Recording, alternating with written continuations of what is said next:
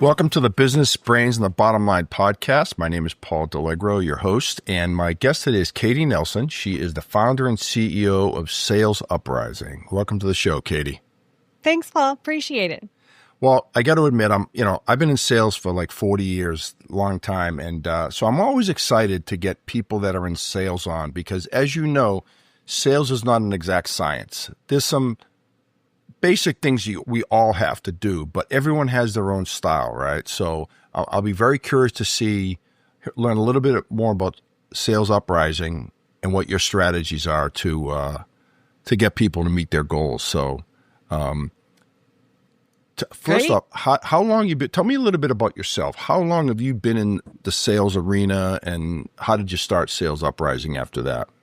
I've been in a sales arena we'll cut it off at 30 years. Okay. We don't want to give ages away, but we'll just say a few decades now, boots on the ground sales.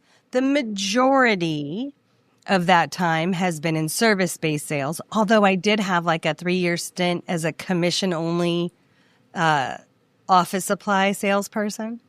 So that's tough sales. Baby, and it was when I moved to a brand new state. So if for those of you who listen to Paul that know sales, you know what that means. Out of all of my jobs, out of all of the companies that I've started, of which there are 3, the last of which I grew to a $6 million run rate in under 3 years. Wildly proud of that. Still talk about that 3 years as a commission-only salesperson, knowing no one with higher regard. Yeah, I mean, whenever you move to a new as a salesperson, when you get a new territory, it's tough enough. But when you move to a new state where you don't have have your team around you, that's got to be incredibly hard. It was amazing. I learned more in that 3 years than I think I have owning 3 businesses. Just the things that you can accomplish. You know, sales, and you're a sales guy. You know, the sales is a place where you have to grow internally. Yeah. Because it's not just about us. It's also about the client that we're serving at any given point in time. If it's a different job, then we've got a different value differentiator. You know, we have to learn so much both about ourselves and about what they're looking for anytime you have a sales job. So yeah, commission only, 3 years, lived in Northern Virginia where it is not inexpensive to live, happily. So yeah. Where are you living now? I forgot. I should know this, by the way. Oh, I still live in Northern Virginia. Oh, you still do? Okay. Yeah. So, absolutely. Well, you know, my everyone has their own style. So me, I'll start out with me, and you can kind of dovetail that into other strategy you have. But I've always been a relationship type salesperson, and you know, gone are the days where you go out to bars all the time, and you know, says who? But you still got to get the customer to like you, trust you, and respect you. I think if you can gain all those 3, you're in a much, much better spot than you were. I think that's key. Isn't that even key to just get them meeting? Isn't that key to get them to get on their calendar for the very first time? Relationship selling and consultative selling are, my claim to fame. Okay. Product-based sales, as you know, is vastly different in terms of sales life cycle.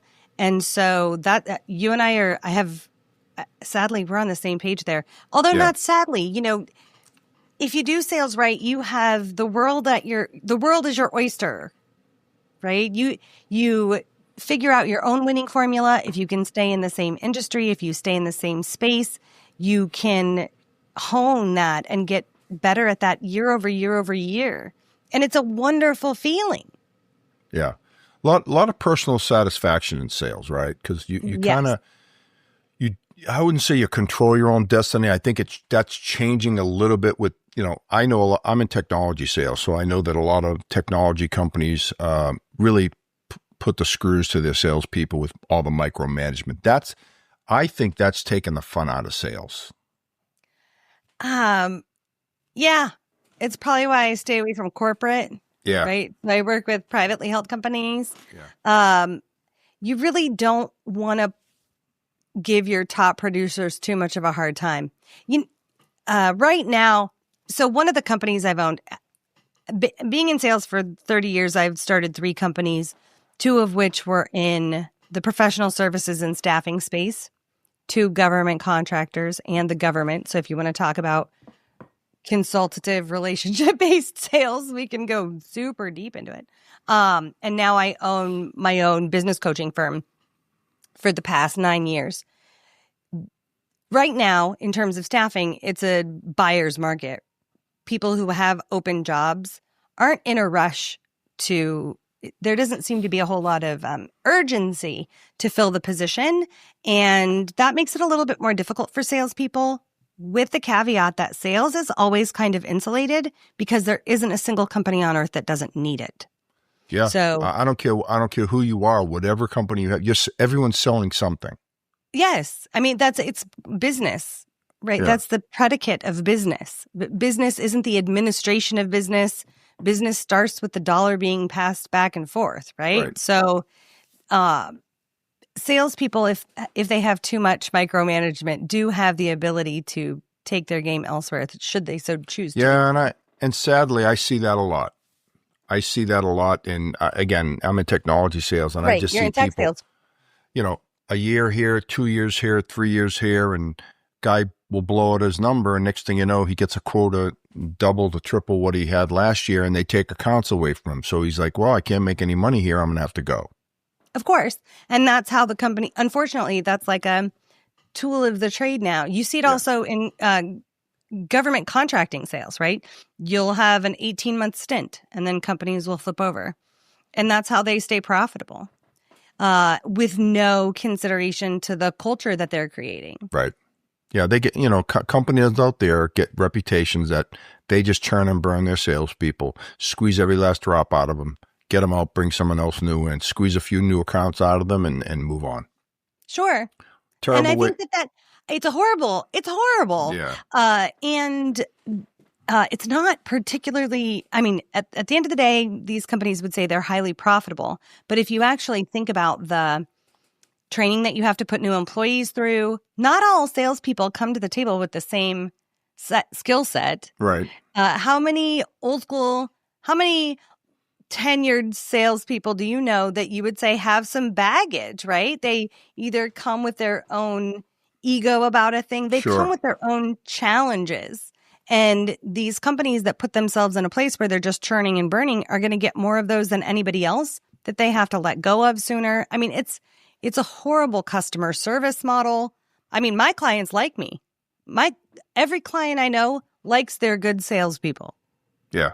So why would you get rid of them, make their territories smaller, and make it harder for them to make the same paycheck that they made last year? Well, you touched on it earlier. That's corporate, right? That's coming down from someone looking at spreadsheets and just saying, "Hey, we're gonna maybe keep the top 2 or 3 guys, but the bottom 2/3, even though they're producing, let's just lean on them as hard as we can, squeeze all the new accounts out of them, go and hire some new people." It doesn't make sense to me. I say that like it's like I believe in it. I don't. Because like you said, it's just fact.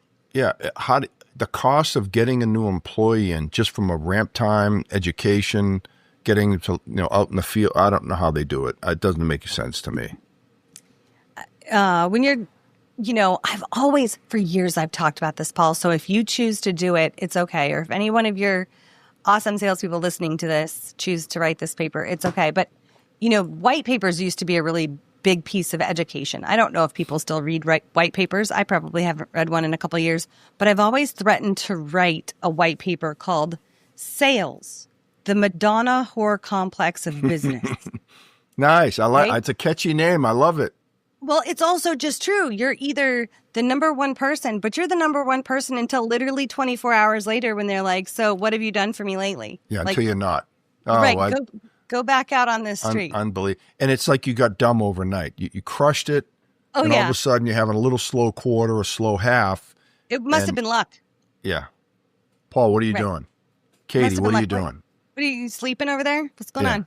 I hear you're golfing all the time. I hear you're, playing. Which, let's be clear, the quarter before, I love that you're golfing. You're developing deep relationships with your clients. Yeah. We've gotten so many good quality deals out of that. That's amazing. Next quarter, I hear you're golfing. What's up with that? Well, now you reminded me of something, that sales management, right? Like, so if you look at your career and I look at my career, I can count on one hand the great sales leaders that I worked for.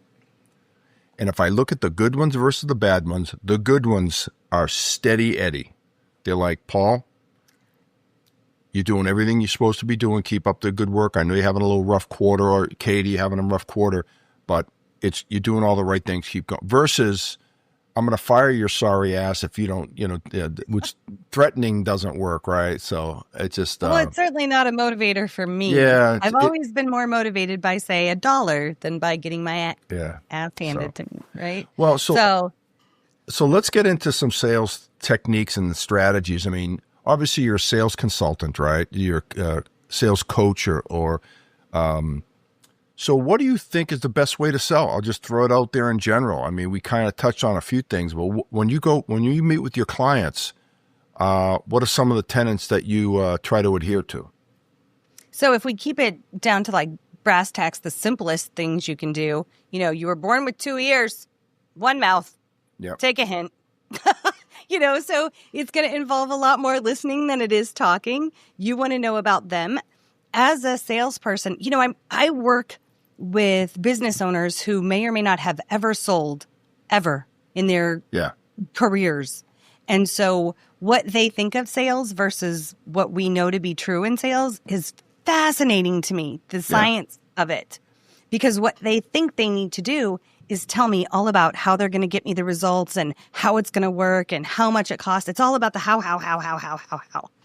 And I have to be like, okay, great. I love that you just started this business. You know the nitty gritty of the how. No one is going to buy you because of the how. Now, if you're a tech company, they're going to care about why your tech works better or maybe how your tech works better, depending on who you're dealing with. But if you're a services-based business, not so much. They only care about the results. I would even put forward that tech companies, like the people you sell tech to, only care about the results ultimately. No question. So, and that result is how I'm going to communicate my result is dependent on the need of the potential client in front of me. I knew you were going to say that. And it's not because I'm lying, right? So let's be clear, Paul. It's not because we're faking it. It's not because it's not true. We're not being dishonest. We're not manipulating a situation. None of that is what I'm talking about. And you know this, but that's what people think. Everybody may want the exact same result, but how they hear that result is different. How they communicate, how they want that result is different. And so it's my job to understand them to the best of my ability so that I can have all of the leverage when communicating the result. Yeah. Outcomes, right? Everyone's looking for outcomes, right? With them. I think gone are the days where, because you're a good guy or a good lady that people are going to buy from you. No one's risking their job from me, last I checked, Let me see. Could I find any of those people left? I don't know. I don't think so. I mean, it's risky, unless you can provide a solution to a problem, an effective solution to a problem, people aren't going to buy from you. I mean... Well, and that's the thing, right? So think about what makes a good salesperson. So what you just said is unless you deliver right what you said you were going to deliver, nobody else is going to buy from you. So for those of us who have generated 6 figures, multiple 6 figures off of our sales jobs, and that's not a salary, people, right? Not necessarily a salary, right? There's traditionally comps and bonuses and commission plans that we work to the best of our ability to make that 6 figures plus. The reason we can do that is because word gets around that we did what we said we were going to do. Yeah, no question. So what types of companies do you feel like you're best suited for? I know you said you stay away from the corporate ones, but they have their own sales trainers that, they all sound the same, to be honest with you, but don't they just? Yeah. So I've been to a million of them. That's why I say that with tongue in cheek. Well, so, my favorite is that back in the day, you would go to Franklin Covey. Do you remember Franklin Covey?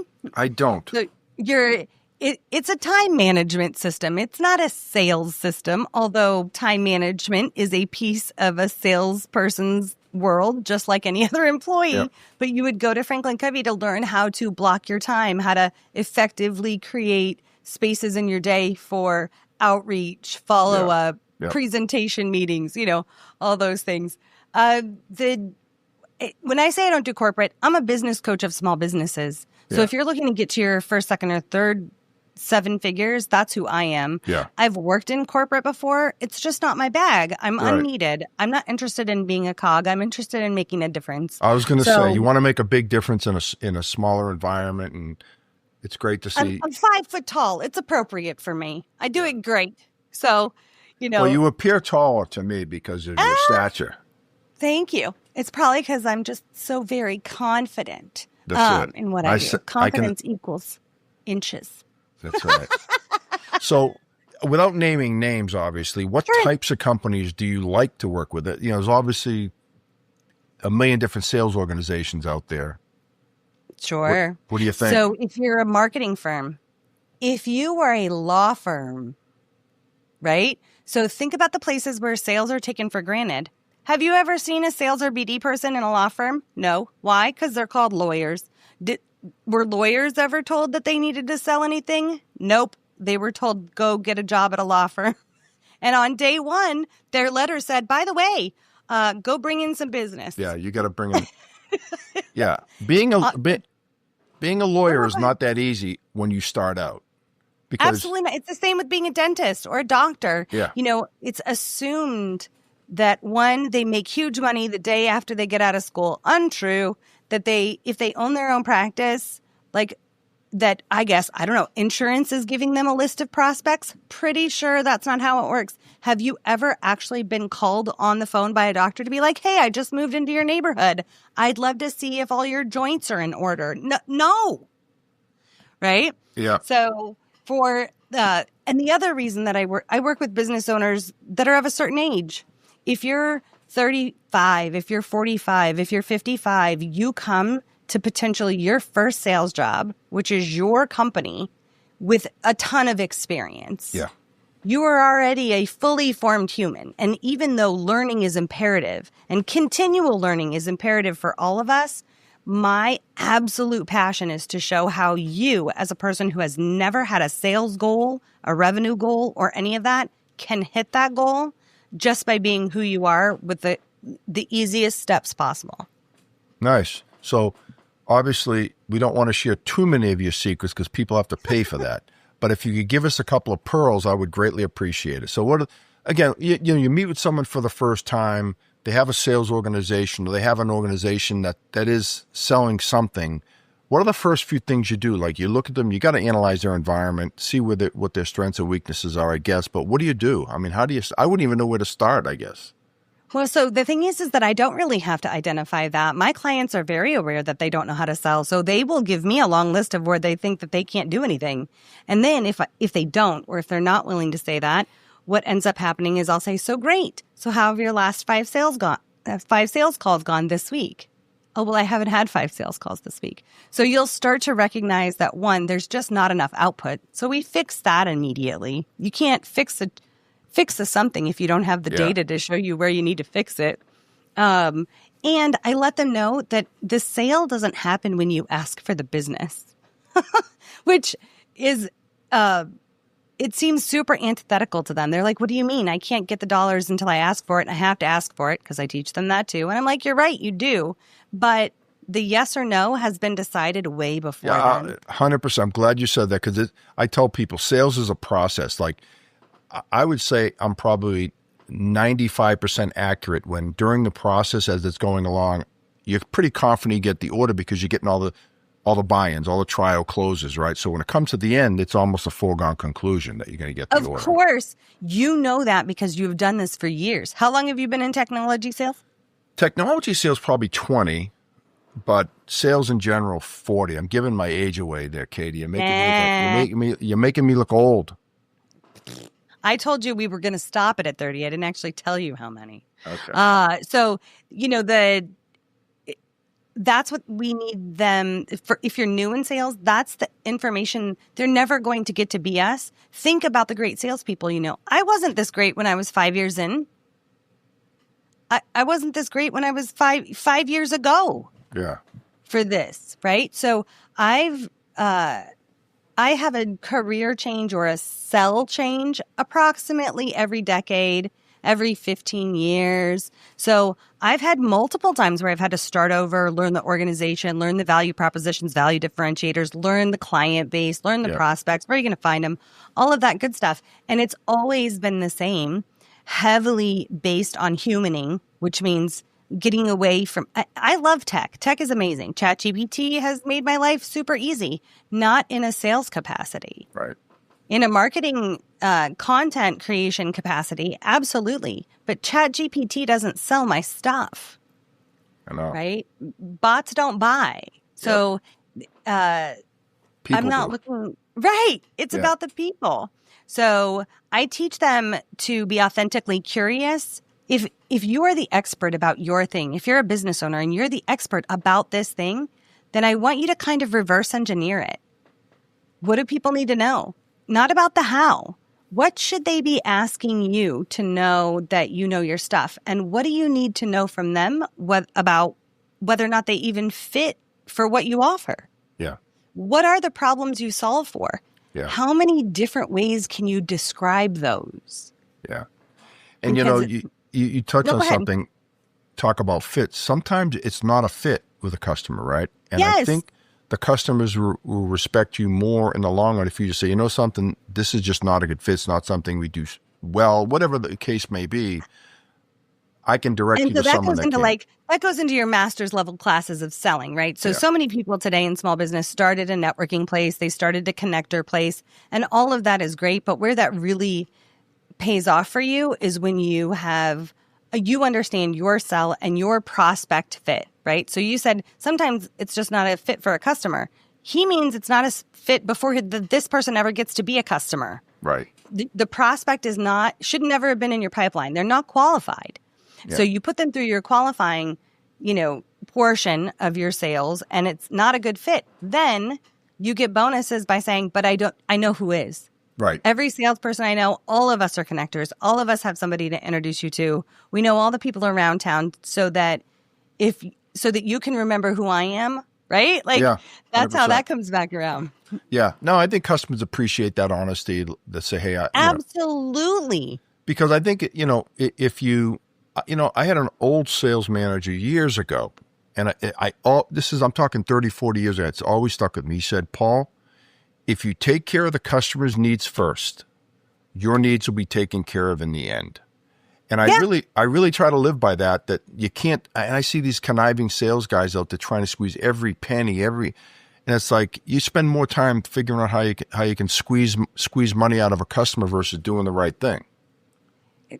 And what's the amount of time and mental energy it takes to craft that is mind-boggling to me, right? I would rather say, all right, here's the deal. Your budget for what I've got isn't going to fit. Yeah. So when we were talking about what you really need, what if we take it in smaller chunks? Or if you need something else now, then it's just not going to be me in the moment. Yeah. Right? A lot of ways to skin. And see how right. Yeah, a lot of ways to skin a cat, right? You say, hey, I know you have this much budget. We'll do this year, this next year, and we'll put out a 3-year plan for you, especially in technology. We do this a lot where customers say, look, I just don't have the budget this year. Okay, we can maybe lease it. There's other different things we can do to help. And what you're talking about is you getting in the junk drawer of your client, right? So when you have visitors in your house, you don't want anybody to see your junk drawer. Clients may or may not want you to see their real problems unless they trust you. Right. So even to get to that conversation about budget, maybe this year, that year, where you get to be as wildly creative as you possibly can to make sure that what you're delivering is the fit that they need, you have to have trust up front, which means you're going to have to do strange things like give a little to get a little. Yeah. And this is what I mean by that. Let me be clear about what that means. I remember working on government contracts and literally I would get a price in staffing, right? So you'd get, say, a help desk person. Katie, I need a help desk person. I can pay you $25 an hour. Now, this is decades ago, so don't blame these rates. We'll say it's tier 0. And no, so this is years and years ago. And it's government, so it's automatically a little bit less. And this is what I need. And so I would literally have to say, so let's actually go into it. What are you get 3 skill sets of this person because the market doesn't bear the rate that your client gives you. Yeah. So I have to tell them why. I have to be brave and say, look, you're not going to like what I have to say. But I don't know. I'm not going to say I'm going to take that job just because I want to take the job. I'm going to tell you it's going to be a really long time before you can deliver to your client at those rates. Right? Think about a realtor who says, sure, I can sell your house for $1 million and then comes back 6 months later. And, as the homeowner, you're like, why hasn't my house sold? Why hasn't my house sold? When 6 months ago, you could have said, well, your market really bears $750,000. If we take a look at comps, it's going to look like this. $1 million is a really hefty ask unless you're willing to sit here for a while. Just be honest up front. You will earn so much more of what you actually want. Yeah, 100%. People are just going to respect you. And then the trust factor, right? Sometimes we none of us like to hear things sometimes. That's the truth, But this is the other thing I would say. This is that other thing that I say that I give away for free. If you Google sales funnel, you can find a funnel that is up to like 20 separate steps long. Have you done that search in a while? It's crazy, man. As a single individual salesperson, you have one job, and that is to qualify the prospects that come your way. Don't assume marketing got it right. Every person you come into contact, whether or not they're a lead from the company, somebody you found at the coffee shop, like whatever it is, they're a potential deal for you. It's your job to qualify them. That's step 1. Yeah. After you have all of those answers and you set up your next meeting, you requalify them. Because as soon as they get off the phone with you, their whole life has changed. Yeah. So you cannot assume that everything is the same for them. So this is kind of a leading question. I think I already know what you're going to say, but what do you think the biggest mistake salespeople make? Assumption. Yeah. I would say hanging on too long. Like, in other words, the qualifying that you're talking about, at some point, if it's not a fit, if you do the qualification and it's not there, you really have to gracefully bow out and again, respectfully tell the customer, look, I can't help you, but I know someone that can. See, so I actually think that those two things are probably kissing cousins because I think that the reason why salespeople hold on is because they assume if I just hold on long enough, this is going to be a good deal for me. Yeah. And it never is. So, if you assume you have the deal on the first call, you're wrong. If you don't talk about their price and their budget and how much they can afford, you're wrong. Like any place where you insert a personal assumption about this deal, Murphy's Law of Sales dictates that is the exact spot where your deal's going to crack and fall apart. Yeah, I think one of the mistakes salespeople make, and I've done it. I remember early in my career, you were afraid to ask tough questions. Ugh. Right? But especially in a world that hates conflict right now, right? So over the course of the 30 and 40 years we've been doing sales, there has been more tolerance in the marketplace for being a tough love person and less tolerance for being a tough love person. And as with all good things in sales, it's our job to kind of just maintain this even keel, right? In sales, we talk a lot about the peaks and valleys or like the ups and downs of sales, right? So you'll have this really, really great quarter and it'll be awesome. And then you live in the death valley of sales and then it goes back up a little and then it goes down. Our job is to maintain our core, like our emotional being, our core being, so that it's just kind of right here because at the end of the day, it all averages out. Yeah. Yeah. And I don't know any salesperson that has hit their number every single quarter for the last 25, 30. It just, if they tell you that, they're lying. If they tell you that, they're lying or they're just doing it wrong. Like, hey, if I only had to make one deal a quarter, I could probably hit that every day, like every quarter for the rest of my life. But why would that be a thing? So if somebody tells you that, I would probably have a couple questions for them to find out whether they're lying or whether their process is just off. Either way, it makes them a bad salesperson. Yeah. So, so talk about salespeople spreading themselves too thin. That's something I think I read in one of your bios about finding your niche, right? What? Yes. Because I think as salespeople, you always want to sell stuff, and sometimes that's not a good thing if you get out of your lane. Absolutely. You know, when you come into a corporate team, they just flat out tell you who to pay attention to, right? They've already got all the answers. They have all the data. So great. Your Mad Lib of who am I selling to is already filled out. You've got a winning formula. When you're a business owner or someone new to a sales team, there's a couple things that you're looking for. You're looking for you in that company, right? So your own personal brand, your own personal connections, your own personal Rolodex, and how you can make all of that work for you within the Mad Lib that they've given you. Is right? The winning is formula. Rolodex an outdated term, by the way? I don't care.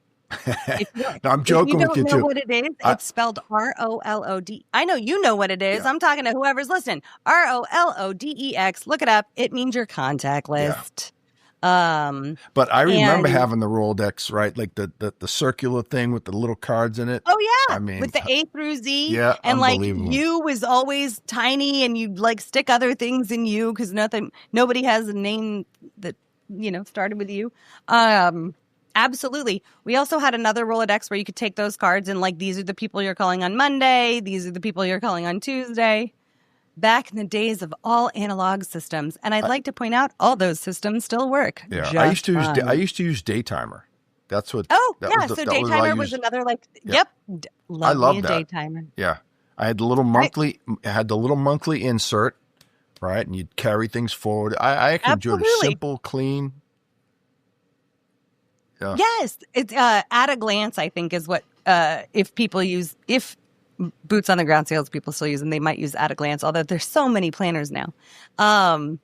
So I think that when you're first starting your business and you're starting a sales career, you have to think about, who am I going to sell to?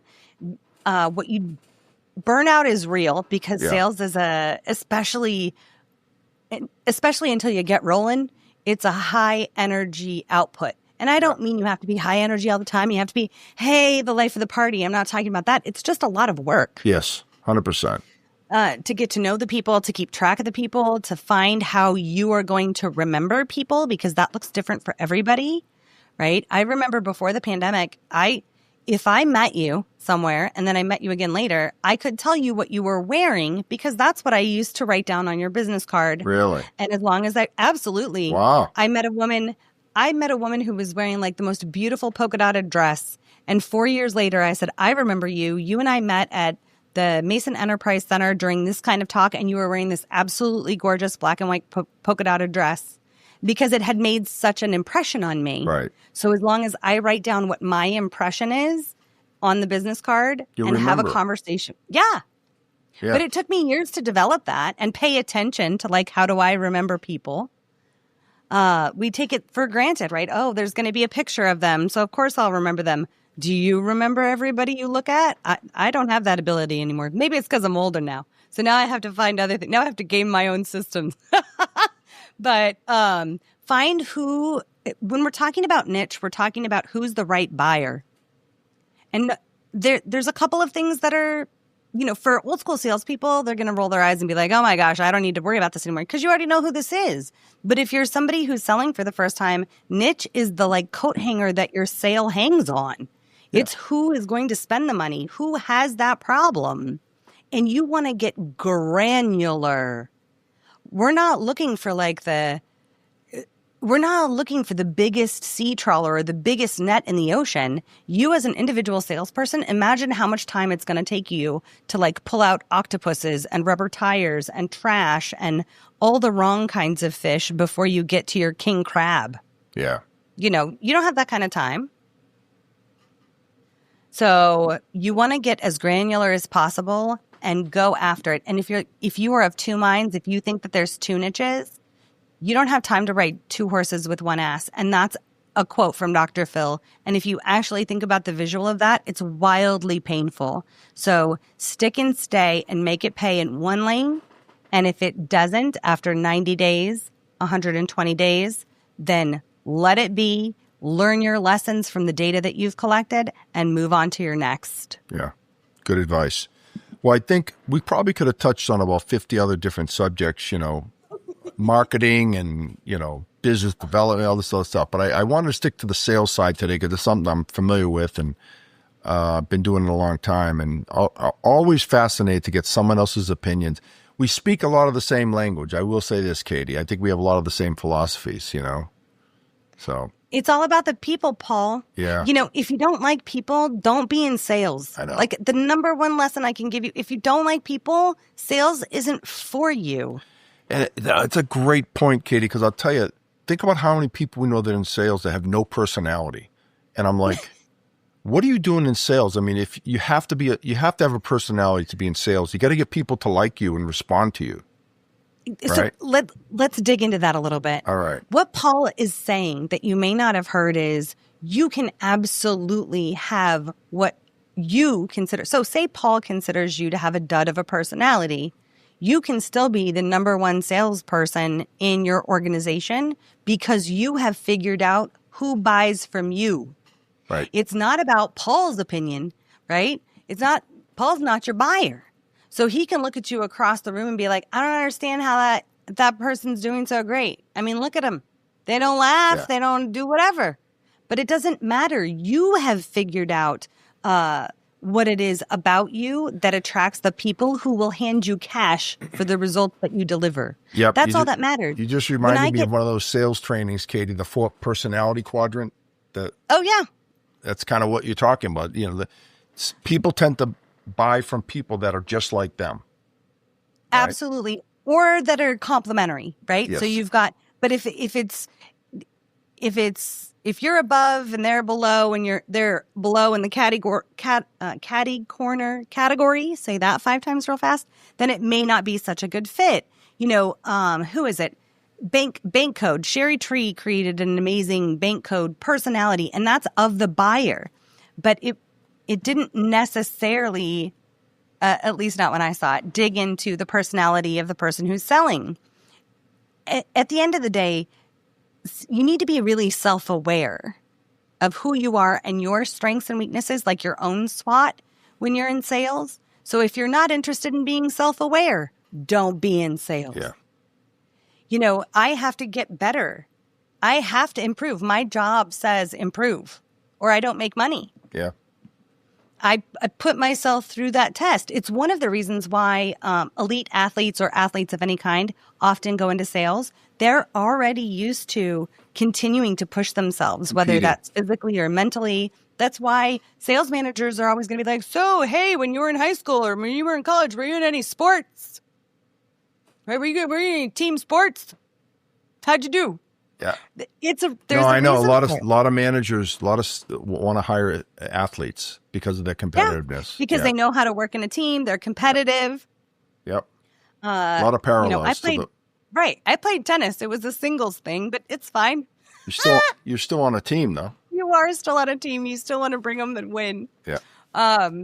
So if you don't like people, get out of it. Own who you are. Don't compare yourself. Don't compare yourself to anybody else on the sales team or anybody else that you see selling, because you're assuming that they're winning at their game. Yeah. Like, just be you. Being you is the number one key, I think. Yeah, I think that's sound advice.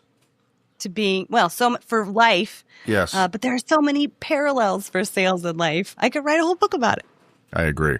So, well, Katie, I think we'll end on that note. So I will ask you, if someone wanted to get in touch with you, if someone had some interest in your services, how would they do that? You can find me on all the socials, LinkedIn, Instagram, Facebook at Sales UpRising. I'm also www.salesuprising.com. I have a YouTube channel with fun little tidbits about how to get out of your head and into your sales game at Sales UpRising. So Katie Nelson at Sales UpRising, Paul. Yeah, sounds like you've said that before, Katie. Well, I knew this was going to be a fun episode. I could tell from the first time I met you. You've got a great personality, and I can tell that people are attracted to you. You have that magnetic personality. So there's no mistake why you're a success. Well, thank you very much. And I would tell every single one of your listeners that should they choose to step into their personality, it will also be magnetic. All right. Well, that sounds good. Well, That's it for another edition of the Business Brains and the Bottom Line podcast. Katie, thanks for being on the show, and that's a wrap. Until the next time.